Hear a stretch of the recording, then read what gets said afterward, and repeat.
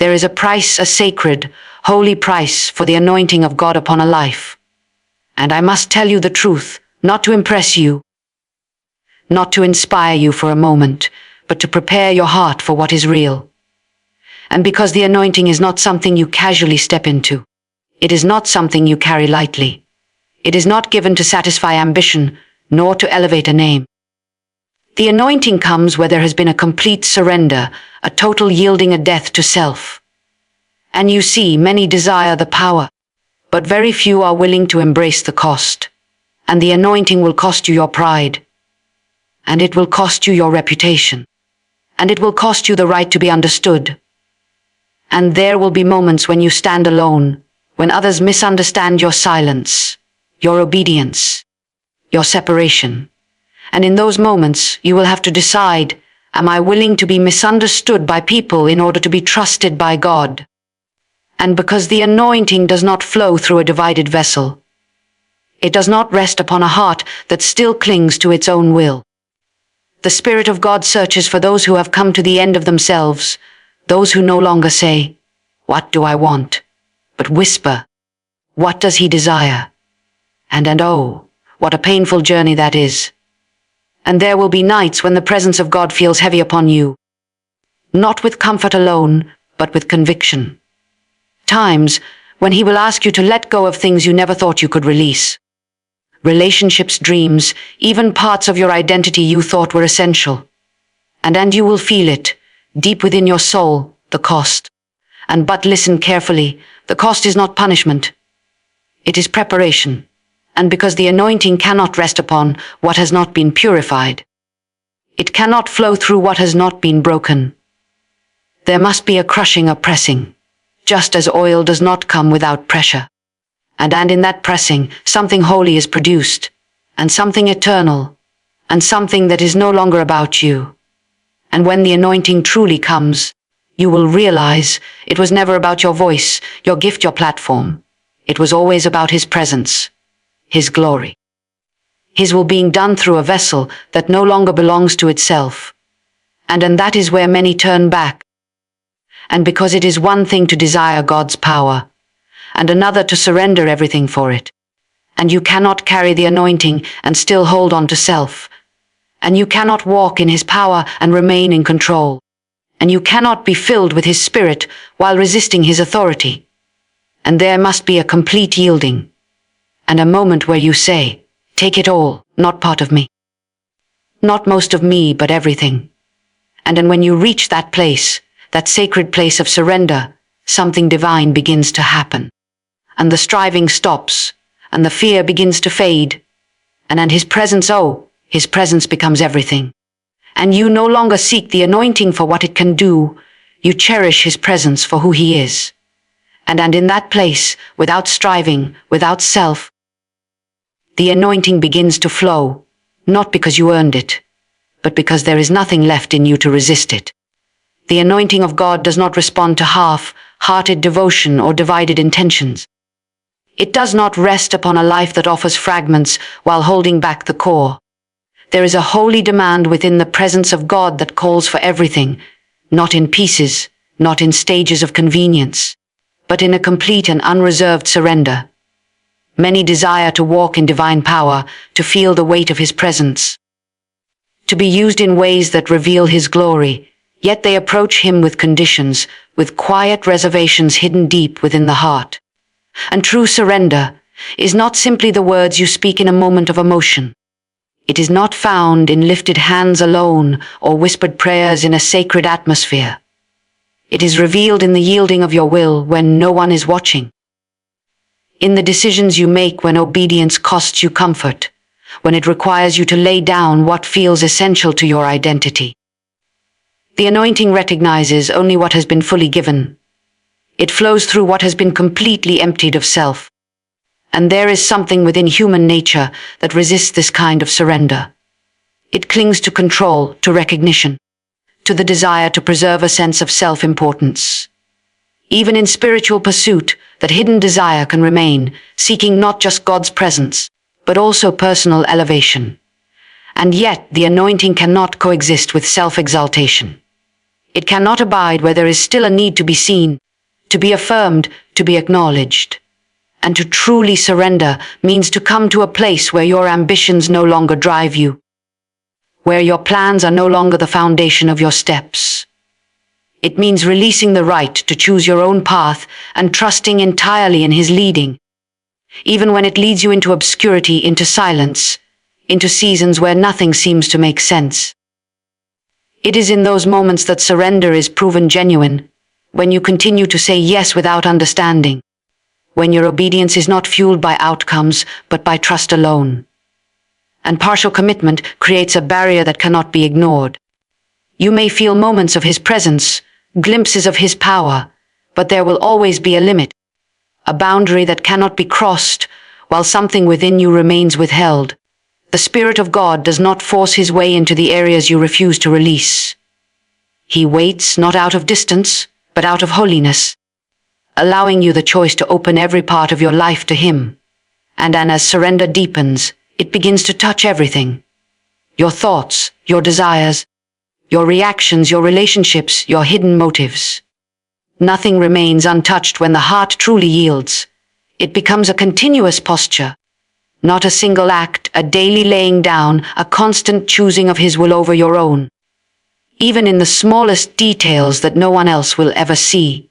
And there is a sacred exchange that takes place in that depth of surrender, where what you once held tightly begins to lose its grip, and His presence becomes the only thing that truly satisfies, where obedience is no longer a struggle but a response of love, where the need to control fades and is replaced by a quiet trust that He knows, that He sees, that He leads perfectly even when the path feels uncertain. There is a death that must take place before the power of God can truly rest upon a life.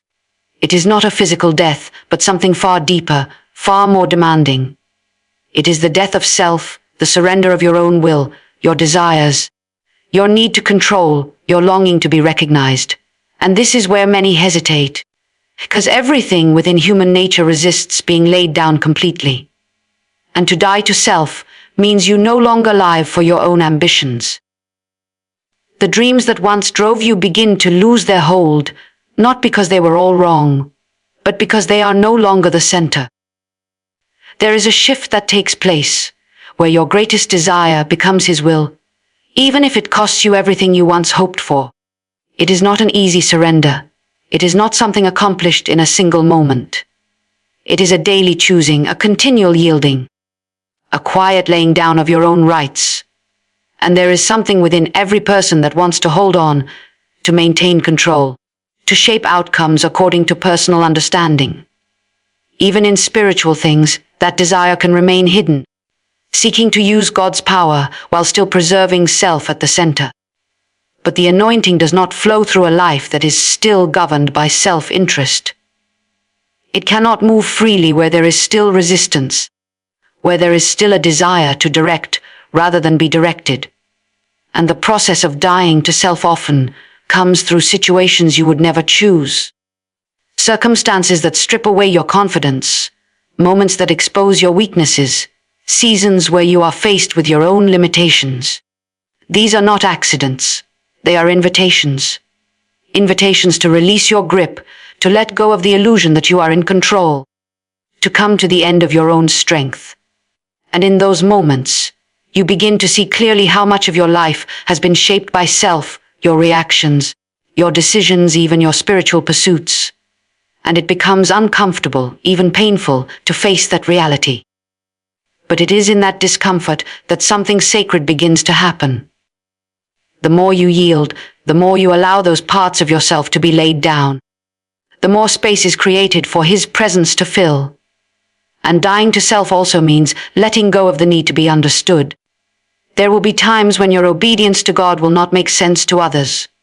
You may be misunderstood, misjudged, even overlooked. And in those moments, self will want to rise again to defend, to explain, to prove something. But true surrender remains silent, trusting that being right with God matters more than being recognized by people. And as this death continues, something begins to change within you. The striving fades, the need to prove yourself weakens. The desire for recognition loses its power, and in its place, there is a quiet strength, a deep peace that does not come from circumstances, but from surrender itself. You begin to move differently, not driven by pressure, but led by His Spirit. And the anointing finds its resting place in that kind of life. A life that no longer belongs to itself. A vessel that does not resist, does not strive, does not seek its own way, but has been yielded completely, where His power can flow without obstruction, where His will can be accomplished without interference, where self has been laid down again and again, until there is nothing left to hinder what He desires to do. There is a hidden cost to walking in the anointing that few are willing to accept, and it is not always visible to those who stand on the outside. It is not measured in outward sacrifice alone, but in the quiet, unseen places of the heart where separation begins to take place. A separation from what is familiar, from what is comfortable, from what once felt like home. And in that separation, there is often a deep sense of loneliness that cannot easily be explained. And when God begins to draw a life closer to Himself, there is a gentle but undeniable pulling away from certain environments, conversations, and even relationships. Not because you no longer care, but because something within you has changed. The things that once satisfied you no longer hold the same weight. The places that once felt normal begin to feel distant. And it creates a tension, a quiet ache, because part of you remembers what it was like, yet your spirit knows you cannot go back. And this is where misunderstanding often begins. People may not recognize the change within you. They may interpret your separation as distance, as pride, or even rejection. They may question your decisions, your silence, your absence from things you once embraced. And you will feel it, that pull to explain yourself, to make them understand, to hold on to what is slipping away. But the deeper the anointing works within you, the more you realize that not everyone will understand the path you are walking. And there is a loneliness in that place, a quiet solitude that can feel heavy at times. It is not the absence of people, but the awareness that very few can truly relate to what God is doing within you. You may find yourself surrounded by others, yet inwardly set apart, carrying something they cannot fully see or comprehend. And in those moments, the heart can long for connection, for someone to fully understand without explanation. But this loneliness is not without purpose. It creates a space where your dependence shifts, where instead of leaning on human understanding, you begin to lean entirely on Him, where His presence becomes your comfort, His voice becomes your direction, His nearness becomes your strength. What once felt like loss begins to transform into something deeper, something more intimate. And misunderstanding will continue to come in different forms. There will be times when your obedience appears foolish to others, when your restraint is mistaken for weakness, when your choices are questioned because they do not align with what is expected. And again, self will want to rise, to defend, to clarify, to seek validation. But the anointing teaches you to remain still, to trust that being aligned with God carries more weight than being approved by people. And separation also refines your focus. It removes distractions that once divided your attention. It brings clarity to what truly matters.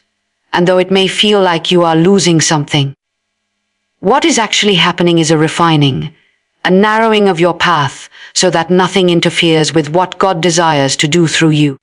And in that hidden cost, in the loneliness, in the misunderstanding, in the quiet separation, something sacred is being formed. A depth that cannot be achieved through comfort. A strength that is not dependent on others. A relationship with God that becomes more real, more constant, more sustaining than anything you left behind. Brokenness is not something the natural heart seeks. It resists it, avoids it, tries to cover it.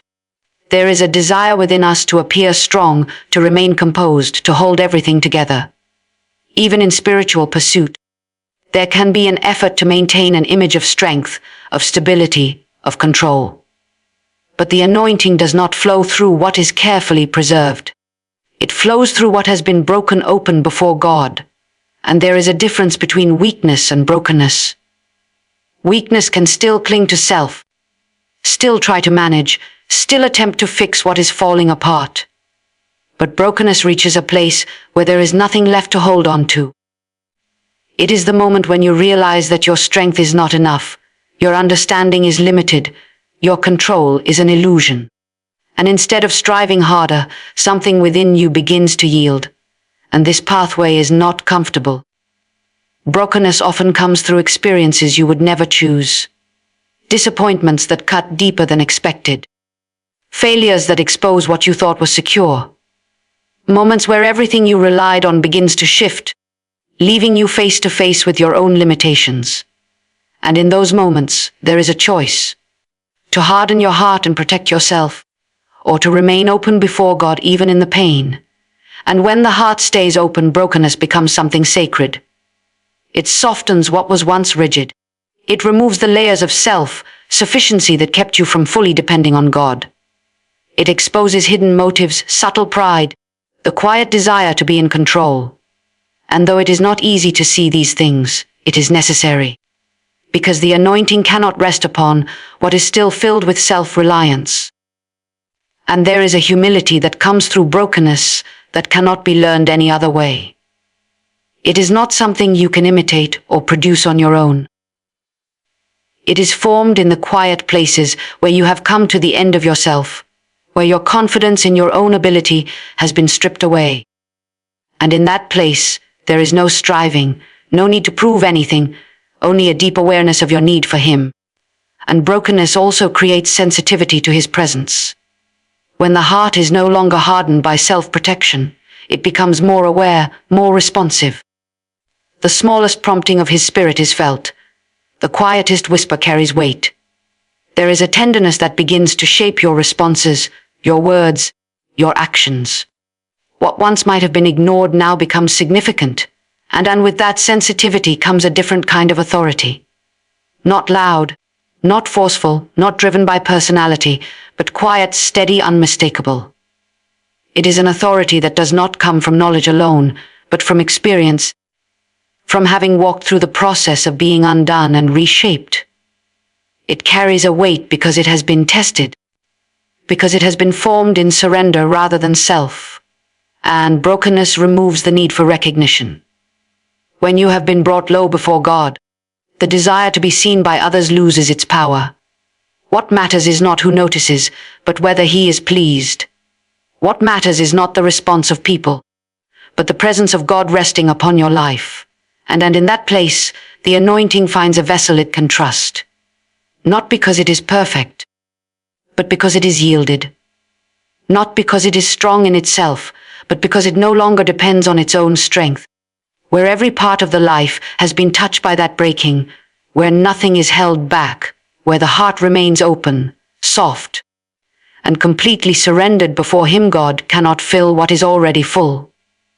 It is a simple truth, yet one that reaches into the deepest parts of the heart. There is often a desire to be filled with His presence, His power, His Spirit, yet at the same time, there are areas within that remain occupied, filled with personal desires, hidden ambitions, quiet pride, and the need to remain in control.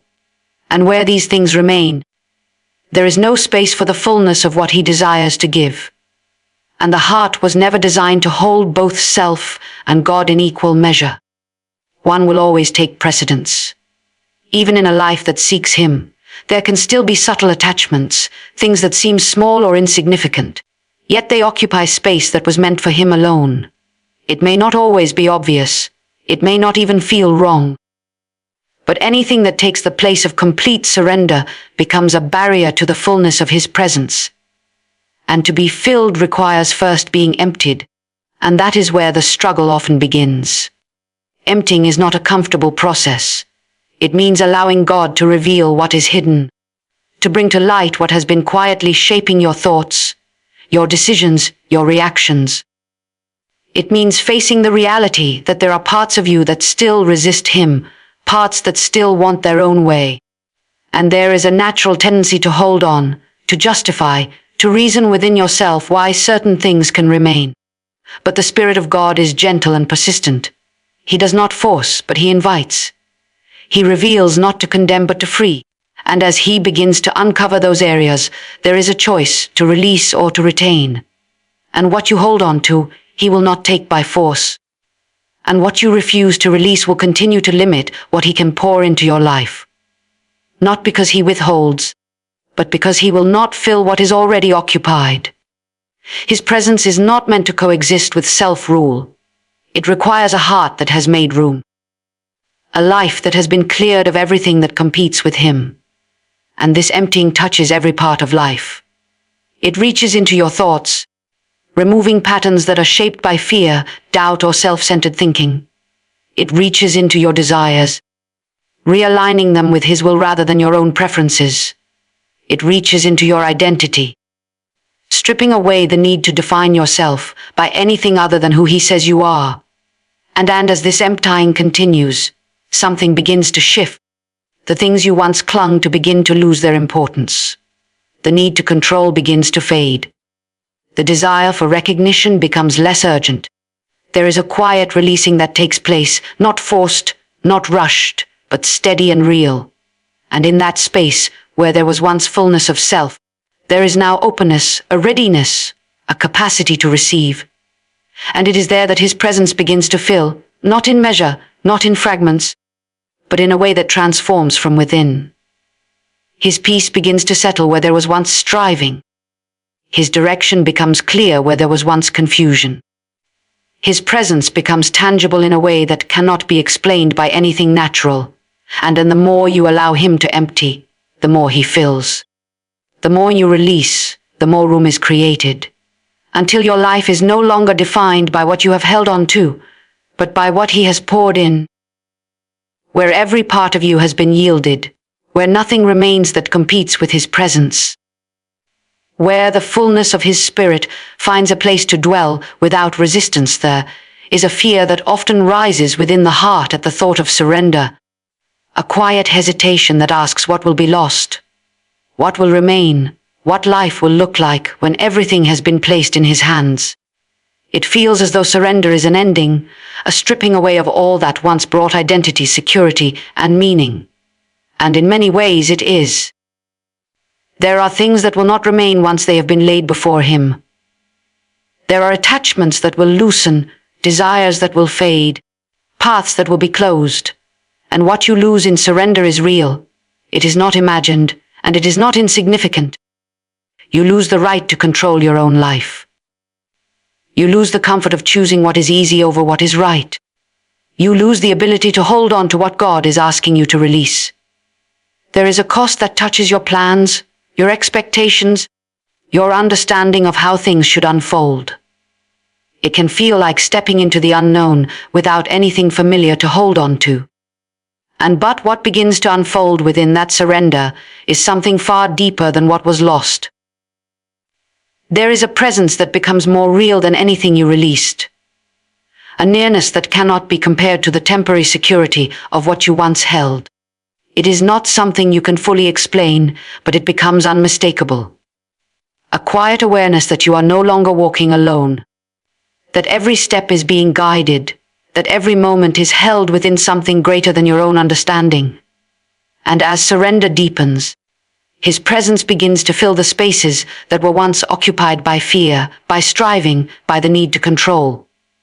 Where there was once anxiety about the future, there is now a steady peace. Where there was once pressure to make everything happen, there is now a trust that he is already at work. It does not mean that questions disappear or that challenges cease. But there is a confidence that rises from knowing you are no longer depending on yourself. And there is also a transformation that begins to take place within. It is not immediate, and it is not always visible at first, but it is real. The way you think begins to change. The way you respond begins to shift. What once triggered frustration or fear now meets a different response. Something quieter, something steadier. It is the result of his presence shaping you from within, not through force, but through continual surrender. And with that transformation comes a different kind of desire. The things you once pursued for fulfillment begin to lose their hold. The need for recognition, for approval, for control begins to fade. In its place, there is a longing for more of him, not for what he can give, but simply for who he is. His presence becomes the place you return to, the place where everything else loses its weight. And this is the exchange that takes place. What you lose in surrender cannot compare to what you gain in his presence. What once felt essential is replaced by something eternal. What once defined you is replaced by something far greater than anything you could have built on your own. And as this exchange continues, you begin to realize that surrender was never about loss alone. It was about making room for something that could never be taken away. Something that remains constant even when everything else shifts. Something that fills every part of your life with a depth, a peace, and a presence that nothing in this world could ever replace.